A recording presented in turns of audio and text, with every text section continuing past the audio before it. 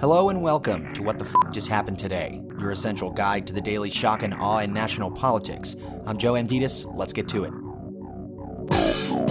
It's Friday, July 2nd, 2021. Welcome to day 164. The U.S. military vacated Bagram Airfield in Afghanistan after nearly 20 years.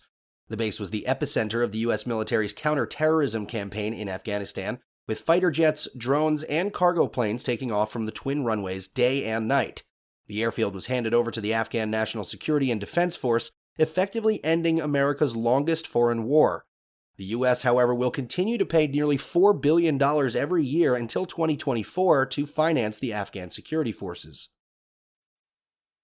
Back in the U.S., Attorney General Merrick Garland suspended federal executions, saying that he had serious concerns about the arbitrary nature of capital punishment, as well as its disparate impact on people of color and the troubling number of exonerations in death penalty cases. Garland also ordered a review of whether the drug approved for federal executions poses risks of pain and suffering, as well as the decision made late last year to allow other methods of execution besides lethal injection, including electrocution and firing squad. In 2019, after 17 years without executions, then Attorney General William Barr directed federal prison officials to begin executing 13 people on death row.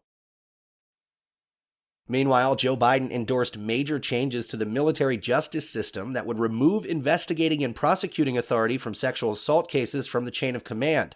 The military justice system would instead hand sexual harassment and assault cases off to independent military attorneys.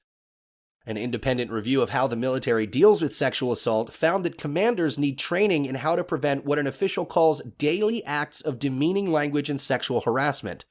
In a statement, Biden backed Defense Secretary Lloyd Austin's decision to work with Congress on overhauling the system, saying sexual assault is an abuse of power and an affront to our shared humanity, and sexual assault in the military is doubly damaging because it also shreds the unity and cohesion that is essential to the functioning of the U.S. military and to our national defense.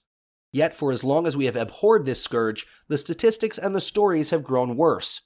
Biden, however, stopped short of backing a congressional effort to strip commanders of oversight of all major crimes. Moving on, the United States economy added 850,000 jobs in June, the largest number of jobs added in a month since August. Biden responded to the June jobs numbers, saying the American Rescue Plan relief bill was proving to the naysayers and the doubters that they are wrong. He added, "Our economy is on the move, and we have COVID-19 on the run." The unemployment rate, however, ticked up to 5.9% from 5.8%. And finally, about 11% of people in the United States have missed their second dose of the coronavirus vaccine, nearly 15 million people.